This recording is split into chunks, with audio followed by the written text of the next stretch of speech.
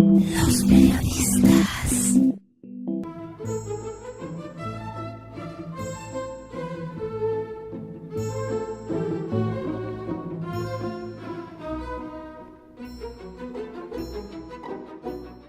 Durante más de una década el Teatro de la Comedia estuvo cerrado. El edificio tuvo una ampliación y consiguió así un espacio para 650 personas, con lo cual la zona del barrio de las Letras aporta ahora un buen número de salas donde es posible una agenda muy completa, desde el teatro clásico, el español, la comedia y lo comercial.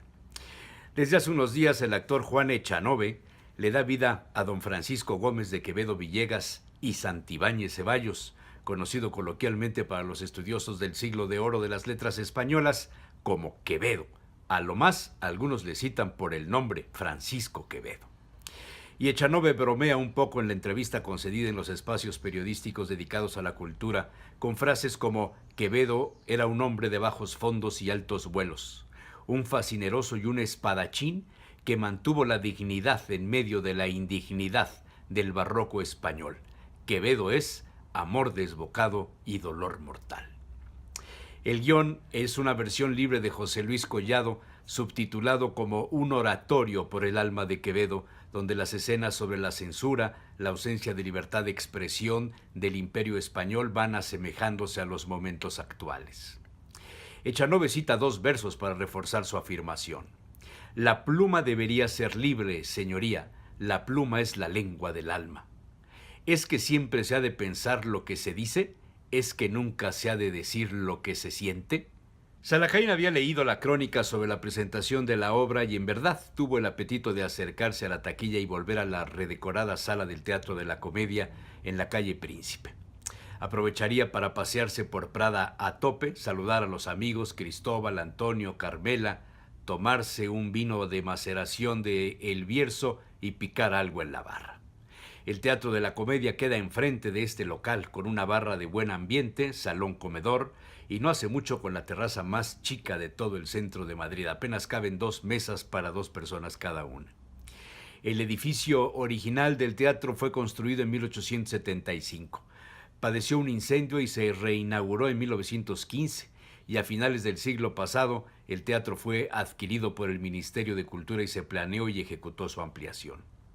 Por su escenario han pasado varios personajes de la historia española. En 1914 dictó conferencia José Ortega y Gasset sobre la vieja y la nueva política. Al año siguiente la sala sufrió otro incendio. Años después, en 1919, el teatro fue la sede del Congreso de la Confederación Nacional del Trabajo, donde se tomó la decisión de sumarse a la Internacional Comunista. Y en 1933, José Antonio Primo de Rivera, fundador del periódico El Facio, pronunció ahí el discurso de la fundación de la Falange Española. Las historias le habían sido contadas al aventurero por un vendedor de Contarima, la librería, frente a la puerta principal del teatro en el número 17. La cocina del Bierzo tiene un plato muy español, pero con una variante interesante. La importancia de esta mezcla de huevos rotos con trozos del tubérculo llevado de América al Viejo Mundo y cuya importancia se reflejó en momentos de crisis para saciar el hambre de los europeos, los españoles entre ellos. Se trata de una tortilla de patatas con algunas variantes. A veces la salsa de tomate se condimenta con algún pimentón e incluso en algunas recetas caseras se habla de rellenar la tortilla con algo más de papas y cebollas. A Salacaín siempre le había parecido más bien una salida para la cocina del reciclaje, de volver a utilizar lo no consumido. Con ello se evitaba el desperdicio de los alimentos. Quizá una tortilla fría dejada de lado en un almuerzo fue colocada en medio de la salsa caliente y puesta sobre el fuego, y en Prada a tope la tienen como especialidad de la carta por 10 euros la tortilla entera.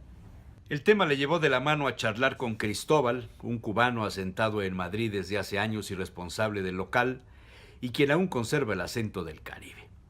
¿Se ha enterado usted?, le dijo a Salacaín, sobre el monumento a la tortilla de patatas en Villanueva de la Serena. Dicen que ahí se inventó.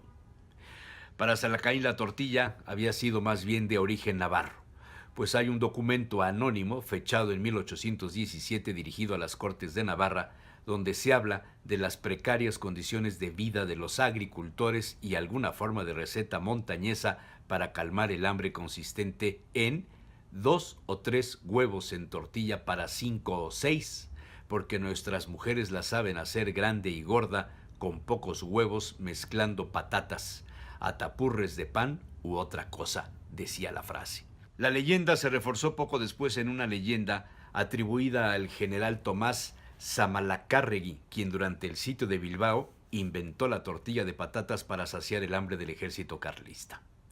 Pues bien, se enteró el aventurero por boca del cubano amigo del descubrimiento de un historiador y especialista en agricultura de nombre Javier López Linaje, quien ha publicado sus investigaciones en un tomo, agotado por cierto, donde se da fe de la autoría de la tortilla de manos de Tena, Godoy y Malfeito el 27 de febrero de 1798.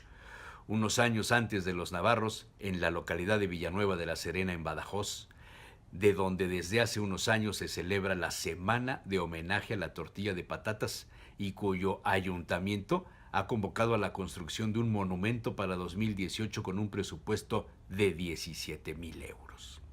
Y entonces algún vecino de la barra dijo coloquialmente: para hacer tortillas hay que romper los huevos. Y los parroquianos soltaron la carcajada. La frase había sido empleada por Jacques Lacan para ejemplificar cómo a veces se debe pasar por un conflicto para llegar a cosas concretas. Pero los franceses se pelean el origen adjudicado a François Athanase Charret de la Contrée, un enemigo de la Revolución Francesa. Salacain sacó otra frase para captar el interés de los comensales. Se refirió al sacerdote jesuita Jorge Loring, fallecido hace algunos años y especialista en la sábana santa, y quien fue famoso por ser muy consultado en temas de formación familiar. Dijo el padre Loring a un novio inquieto por saber si debía o no casarse con la mujer elegida: si es una chica de tipazo despampanante, pero tiene un carácter inaguantable, insufrible, arreglado estás. Si fuma con mucho estilo y baila como un trompo, pero no sabe coser un botón ni hacer una tortilla, arreglado estás. El día que te cases, ¿qué vas a hacer? El vino de maceración volvió a servirse, se alzaron las copas y se brindó por la tortilla de patatas. Los periodistas.